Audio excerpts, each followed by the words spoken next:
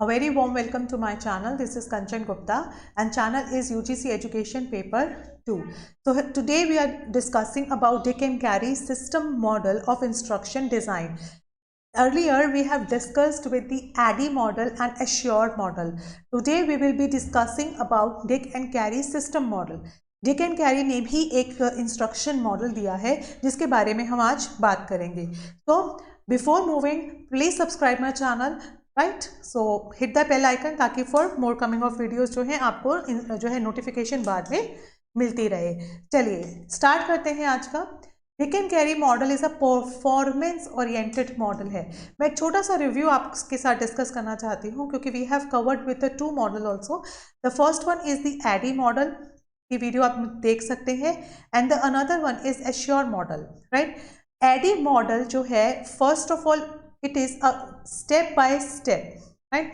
इसमें जो है स्टेप बाय स्टेप प्रोसीजर चलता है, स्टेप बाय स्टेप्स होते हैं. And second thing it is a training model. अगर हमें ट्रेनिंग करानी है उस बेसिस पे हम एडी मॉडल चूज करते हैं. एश्योर मॉडल होता है इंटीग्रेशन. यस, ये कीवर्ड्स हैं, आप याद करिए. इंटीग्रेशन ऑफ टेक्नोलॉजी, टेक्नोलॉजी का इंटीग्रेशन इनटू क्लासरूम में कैसे करना है, किस बेसिस पे करना है, क्या सोच के करना है, ये सब एश्योर मॉडल में.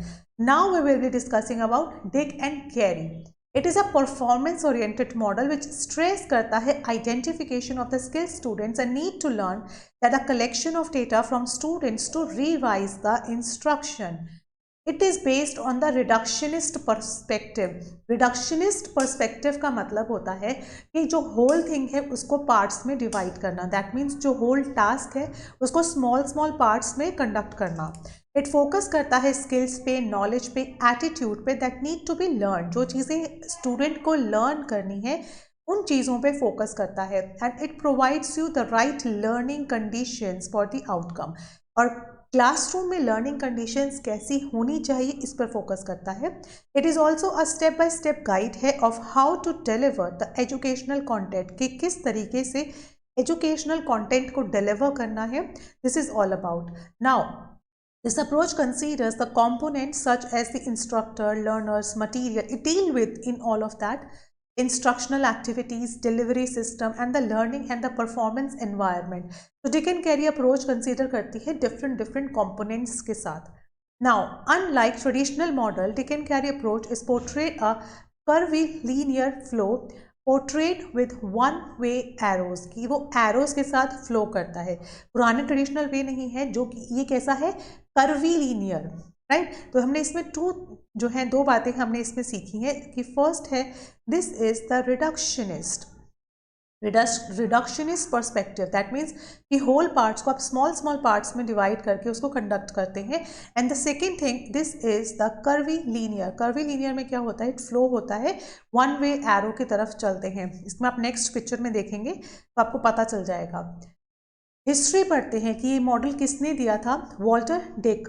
Walter Dick received his under graduate from Princeton, then his PhD from Penn State University in Educational Psychology before teaching at Florida State University. Heavily influenced the work of Gagne. तो Gagne ने दिया था, जो उन्होंने events दिए थे, 9 events हैं, उसके बाद लर्निंग जो आउटकम्स हैं, इन सब के बारे में जो उन्होंने बताया, तो उनसे काफ़ी इन्फ्लुएंस्ड थे. और उनकी जो कंडीशंस ऑफ लर्निंग जो बुक 1965 में पब्लिश हुई थी, हेविली इन्फ्लुएंस्ड थे कौन, डिक एंड डिक थे. And Luo carry was the graduate student of Walter Dick. ये जो डिक की स्टूडेंट रही हैं कौन, कैरी, राइट. ये कौन है, स्टूडेंट है. एंड लेटर उनके बाद जो है later on they will become a को ऑथर. उनकी बुक का नाम था जो उन्होंने को ऑथर किया है, मतलब दोनों ने मिलकर लिखी थी, वो थी सिस्टम, वो थी systematic design, systematic design of instruction, systematic design of instructions, right. Publish की गई थी 1978 में. नाउ हर हस्बैंड जो है जेम्स, कैरी के जो हस्बैंड है, joined in the effort to help to write this book due to expertise in ET. उनके हस्बैंड जो थे वो एजुकेशनल टेक्नोलॉजी में एक्सपर्टीज थे, उन्होंने उनकी काफ़ी हेल्प की. इसीलिए together Dick and Carey developed a model of instructional described as a system approach model. which was presented within the systematic design of instruction. This model has simply become Dick and Carey model के नाम से जाना जाता है. Now this design you can see, this is the arrow process, arrow के through चलता रहता है. फर्स्ट आता है आइडेंटिफाई करना गोल्स क्या क्या है. सेकेंड प्रोसेस में आता है कंडक्ट करना एनालिसिस को. गोल बना लिए, एनालिसिस करना वो गोल कितने अचीवेबल है क्या है. थर्ड प्रोसेस जो है आइडेंटिफाई करना entry behaviour, that means what behavior you want to introduce into the classroom that will be decided before. Then write the performance objective in the classroom, what you want from the learner after the learning process, write their performance objective.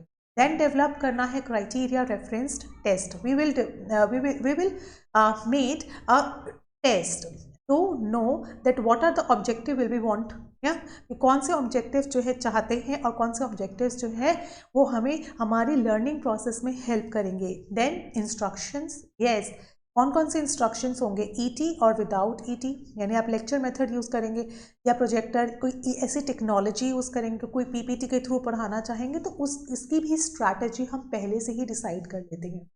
Now develop करना and select करना instructional material को. जैसे मैंने आपको बताया कि कौन से मटेरियल हम अपने लेक्चर में यूज़ करना चाहते हैं या करने वाले हैं वो सब यहाँ पहले से ही डिसाइड हो जाता है. इट डेवलप करता है and conduct the formative evaluation, right. It develop करेगा एंड कंडक्ट करता है formative evaluation, side by side formative evaluation चलता है. देन डेवलप करता है एंड कंडक्ट करता है सबमिटिव असेसमेंट टू चेक कि कितना उन्होंने लर्निंग आउटकम आया है. तो अब आपने देखा इसके 9 स्टेप्स हैं और हर एक चीज़ को कैसे मैंने आपको बताया था रिडक्शनिस्ट, है ना, एक स्मॉल पार्ट्स में कंडक्ट करना, right. Now moving on, Dick and carry जो मॉडल है एम्फेसिस करता है कंस्ट्रक्टिविज्म पे. This is the another term which at its focus describe the learning as being constructed as a new information combine की जाती है previous knowledge and experiences के साथ. अगर हम कंपैरिजन करते हैं अदर मॉडल्स के साथ में तो देखिए it is a very similar to the ADDIE model but it includes every component, क्योंकि एडी मॉडल में जो भी 5 स्टेप्स हैं वो कैरी मॉडल में भी हैं, but it breaks the 5 phases of the ADDIE into 10 smaller components. तो जो 5 फेजेस हैं उसको और ब्रेक करके हमने 10 कंपोनेंट्स में डिवाइड कर दिया है. That's why it is called reductionist approach, right. Now analysis, जैसे analysis of goals, instruction, entry behaviour takes place at the beginning of the Dick and Carey model में. ये तीनों ही चीज़ें पहले रख दी गई हैं. And then there is a design, development, test, strategy, material, इसमें डिवाइड किया गया. तो जहाँ पर एडी मॉडल में मैंने बताया ना, इसीलिए इसको रिडक्शनिस्ट अप्रोच बोला जाता है, क्योंकि एडी या एश्योर्ड मॉडल में जो स्टेप्स कंबाइन हैं, जो मर्ज किए हुए हैं, वो यहाँ पे काफ़ी इलेबोरेट करके जो है कंपोनेंट्स किया गया है. Moving on to its component पे पढ़ते हैं और डिटेल में पढ़ते हैं. फर्स्ट आता है असेस करना नीड्स को. ये पहले भी हम डिस्कस कर चुके हैं. एडुकेटर्स डिटरमाइन करता है कि what the learners need to learn, कि लर्नर क्या लर्न करना चाहता है, through assessment, through experience, through analysis, through practical experiments और डिस्क्रिप्टिव गोल्स. सेकेंड फेज में वो चाहते हैं कि it conduct the instructional analysis. अब की जाती है किस तरीके से हमें इंस्ट्रक्शंस को देना है, कि कौन से ऐसे एंट्री बिहेवियर्स हैं that are required of learners, कि जो लर्नर्स को सिखाने हैं. Must be determined and scale है, कौन सी स्केल बच्चों को, अगर ये डांस स्किल है या मैथमेटिक्स की कोई स्किल है, कैलकुलेटिव स्किल है, कौन सी स्किल है जिसमें आप एक्सपर्टीज़ चाहते हैं, नॉलेज क्या बच्चों के साथ गेन करना चाहते हैं, क्या एटीट्यूड आप बच्चों में गेन करना चाहते हैं, वो सब चीज़ें यहाँ कंडक्ट की जाती हैं. थर्ड फेज में आता है एनालाइज करना लर्नर को. लर्नर कैसा है, नॉर्मल है बच्चा, तो आप कौन सी स्ट्रैटेजी यूज़ करेंगे, या बच्चे में आप देखते हैं गिफ्टेड बच्चा है ना, या आप देखते हैं बच्चे में कोई कमी है, बच्चा जो है हैंडीकैप है फिजिकली जो है, या लर्निंग काफ़ी बच्चे में प्रॉब्लम आती है. तो इन सब चीज़ों को एनालाइज करना, उनके लेवल ऑफ स्किल कि वो किस लेवल तक जा सकते हैं, प्रेफरेंसेस को फाइंड आउट करना. एटीट्यूड देखना, determine as in the environment in which learners will learn, जिसमें लर्नर एनवायरनमेंट में करता है. फोर्थ है writing objectives. Once you have decided what are the instructional analysis and what the analysis of the learner. हमने instructions भी देख लिया हमें क्या देनी है, हमने बच्चों को भी देख लिया हमारे बच्चे कैसे हैं, नॉर्मल हैं, गिफ्टेड हैं, उसके अकॉर्डिंग हमने क्या करने हैं, अब हमें परफॉर्मेंस ऑब्जेक्टिव्स को डिसाइड करना है। टीचर राइट करती है specific outcome of the students learning के। अब बच्चों को सिखाना है मुझे कि कैसे मैं बच्चों को सिखाऊंगी, एंड दीज आउटकम्स जो है वो आउटलाइन बनाती है एक स्किल का, कंडीशंस का under which skills are shown, कि किस तरीके से मुझे स्किल्स दिखानी है, बतानी है, वो सब ऑब्जेक्टिव्स में डिसाइड कर लूँगी। उसके बाद असेसमेंट टूल बनाऊंगी, बच्चों को कैसे असेस करूँगी मैं। इंस्ट्रक्टर जो है वो पैरेलल यानी कि साइड बाय साइड उनकी एबिलिटी को, साइड बाय साइड जो है एबिलिटी को भी देखता रहता है, and what was described by the learning objectives. उसके बाद डेवलप द स्ट्रैटेजी। अब जो इंस्ट्रक्शंस मैं यूज़ कर रही हूँ, इंस्ट्रक्शंस का मतलब है यहाँ पर कि जो जैसे इंस्ट्रक्शन का मतलब होता है जैसे मैं क्लासरूम में बच्चों को किस तरीके से इंफॉर्मेशन या नॉलेज डिलीवर कर रही हूँ, कैसे मैं इंस्ट्रक्शंस दे रही हूँ, ये सब आता है। जैसे थ्रू लेक्चर मेथड है इंस्ट्रक्शंस मेरी, या थ्रू पीपीटीज हैं, या थ्रू डांस फॉर्म अगर मैं सिखा रही हूँ तो पहले मैं खुद करके दिखा रही हूँ, तो किस तरीके से मैं बच्चों को टीचिंग लर्निंग प्रोसेस में इंस्ट्रक्शंस दे रही हूँ, तो वो यहाँ पे है। तो अब उसकी स्ट्रैटेजी को बनाना, जैसे teacher will identify the strategies to be used that best elicit the learning, कि टीचर ये देखती है कि कौन सा बेस्ट वे है किसी टॉपिक को पढ़ाने का। सपोज अगर मैं बच्चों को फॉर्मेशन ऑफ क्लाउड्स बताती हूँ कि बादल कैसे बनते हैं, तो आपको क्या लगता है which is the best way to कहते हैं ना डिलीवर दैट नॉलेज। तो बोलने से तो बात नहीं बनेगी कि ऐसे बनते हैं क्लाउड्स, फिर ये ऊपर जाते हैं, पानी कंडेंस होता है, परसिपिटेशन होता है, बोलने से नहीं, आपको कुछ दिखाना पड़ेगा बच्चों को। तो मैं क्या करूँगी, एक एनिमेटेड पिक्चर होती है, एनिमेटेड वीडियोस, पीपीटीज, पिक्चर्स, बहुत कुछ नेट पे अवेलेबल है, मैं उसके थ्रू बच्चों को बताऊंगी। तो कॉन्सेप्ट जो है वो मिनटों में बच्चों को समझ में आ जाएगा, एक्सेप्ट अगर मैं बोल बोल के बच्चों को सिखाऊंगी। तो ये होता है बेस्ट स्ट्रैटेजी, कि एक टीचर किसी कॉन्सेप्ट को किस तरीके से डिलीवर कर रही है, उसकी स्ट्रैटेजी पहले से ही बना के रखना, ठीक है, ताकि वो बेस्ट एलिसिट कर सके लर्निंग को। स्ट्रैटेजीज इंक्लूड करता है प्री इंस्ट्रक्शनल एक्टिविटीज़ को, कि आप पहले से ही डिसाइड कर रहे हैं कि how information will be presented as well as how student will be practice, और स्टूडेंट कैसे उसको प्रैक्टिस करेंगे, and receive feedback before testing. Now the 8th, develop and select करना उन मटेरियल्स को। मैंने अब डिसाइड कर लिया है कि मैं पीपीटी के थ्रू बच्चों को समझाऊंगी, और वो पीपीटी मुझे सेलेक्ट करनी है because there are couples of PPTs and there are so many, मतलब कहते हैं ना, there are flood of PPTs, there are a very flood of activities जो है available on the internet. So we have to decide कि हमारे बच्चों की नीड क्या है। अगर हाईली मतलब एक होता है ना हाईली इंफॉर्मेटिव वीडियो है, तो वो गिफ्टेड बच्चे काफ़ी इजीली समझ पाएंगे, लेकिन अगर वो नॉर्मल बच्चा है या लर्निंग प्रॉब्लम जिन बच्चों को है, वो बच्चे उसको नहीं समझ पाएंगे। तो I have to choose that one जो बच्चे इजीली ग्रास्प कर पाएँ, तो उसमें होता है। इसीलिए यहाँ पे काफ़ी चीज़ें हमें नोटिस करनी पड़ती हैं। The last one is develop and construct formative evaluation कीजिए कि बच्चों को कितना समझ में आया है, राइट। रिवाइज कीजिए इंस्ट्रक्शंस। फाइनल स्टेप है रिपीटिंग द इंस्ट्रक्शंस, आप उसको बार बार बताइए, because summative evaluation is also there. Summative evaluation is conducted at the end of the session that does not involve the creator of instruction. तो this component क्या, इसमें अब क्या होता है, रोल एडुकेटर का खत्म हो चुका है, अब है स्टूडेंट्स की बारी। Student haves to perform very nicely, बच्चों को काफ़ी परफॉर्म करना है, regarded as being separate from the design process. This evaluation determines the overall value of the instruction. Now what are the benefits, conditions, learning conditions होती हैं, ठीक है। Instructions is designed to be replicated and therefore revised and improved upon, कि instructions जो हैं वो क्या होता है, आपने एक बार डिलीवर किया, अब आपको एट द एंड ये पता चला कि इट विल नॉट वर्क, कि जो आपने टेक्नोलॉजी यूज़ की थी उससे बच्चों को नहीं क्लियर हुआ है कॉन्सेप्ट, तो आप उस टेक्नोलॉजी को आउट कर देंगे, आप न्यू टेक्नोलॉजी को यूज़ करेंगे under new concept. A wide variety of potential users, teachers and other involved in instructional design. Focus placed होता है what learners will be able to do when learning is complete. ये अब आपको पता चलता है कि जब लर्निंग हो गई है तो बच्चे अब क्या कर सकते हैं.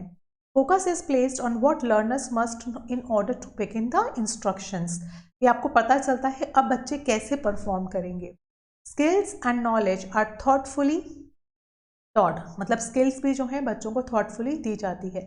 Dick and Carey model can be used to design individual learning as well as design instruction in a group. मतलब एक बच्चा इंडिविजुअल भी पढ़ सकता है एंड इस टेक्नोलॉजी से वो ग्रुप में भी पढ़ सकता है. Whether the instruction itself is being teacher led and self directed in nature. क्योंकि ये क्या है, एक सेल्फ डायरेक्टेड है, राइट ना. ये टीचर लीड भी है, टीचर भी इसको लीड कर सकती है और ये सेल्फ डायरेक्टेड भी है. It is important to note that this model of instructional is use to design instructions को डिज़ाइन करने में किया जाता है and is not in itself the delivery method. yes, delivery method, instructional module, right? Yes. Instructors, modules and computers are these example that learning is delivered. Dick and Carey state करते हैं कि जो components हैं, जो 9 इन्होंने components दी हैं, such as instructor, learners, material, instructional activities, delivery system, learning and performance environment, interact with each other, work together to bring about the desired learner outcomes. तो ये क्या है, इनके components हैं, right? तो ये components important हैं इसके. Now we moving on to the advantage. कि क्या advantage है? It is can be applied in almost any context में. You can apply it and it can adjust well for changes in theory or technology. It has been around a long time. ये काफ़ी लंबा process चलता है लेकिन काफ़ी effective है. It provides you the guidance through the design phase. इसके design phase में आपको गाइडलाइंस पता लगती हैं. It provides the emphasis on the sequencing and organizing the content. इसका एक सीक्वेंस में होना और रिडक्शनिस्ट अप्रोच होना क्या करता है, आपके कंटेंट को ऑर्गेनाइज्ड करता है. It can be applied in almost any contact और इन एनी कॉन्टेक्स्ट में आप इस मेथड को यूज़ कर सकते हैं. इट इज़ एडजस्ट होता है वेल एनी चेंजेस अगर यू कैन अप्लाई, बिकॉज देखिए इसका हर एक स्टेप अलग होता है. If you want to change in delivery system you can change it in any way. If you want to change in the learners objective you can change it in any way, because वो एक separate process है. जब आप 2 या 4 process को एक में कर दो तो it's a very clumsy process to change into it, right. तो इट इज़ चेंजेस करना, it's very simple. It has been around for a long time. ये यहाँ पे जो है ये वाला पॉइंट एंड ये वाला पॉइंट सेम हो गया है. डिसएडवांटेज भी है, नॉन लीनियर प्रोग्रामिंग है.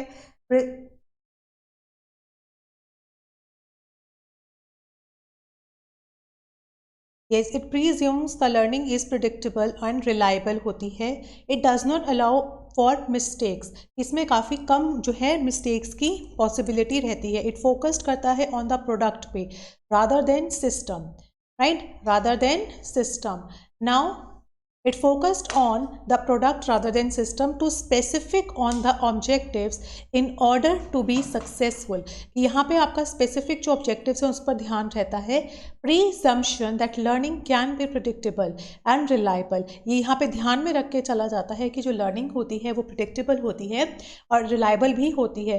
It is somewhere, क्योंकि ये 10 steps और काफ़ी बड़ा steps होते हैं तो काफ़ी many stages से होकर जाना पड़ता है, तो it is very rigid somewhere time, right? So thank you so much guys. I hope आपको आज का लेक्चर अच्छा लगा होगा और प्लीज़ मुझे कमेंट सेक्शन में ज़रूर बताइएगा. If there is any point still left please मुझे कमेंट सेक्शन में आप बताइएगा. So thank you so much guys. Have a nice day and before going please subscribe my channel. Thank you. Have a nice day. Bye bye.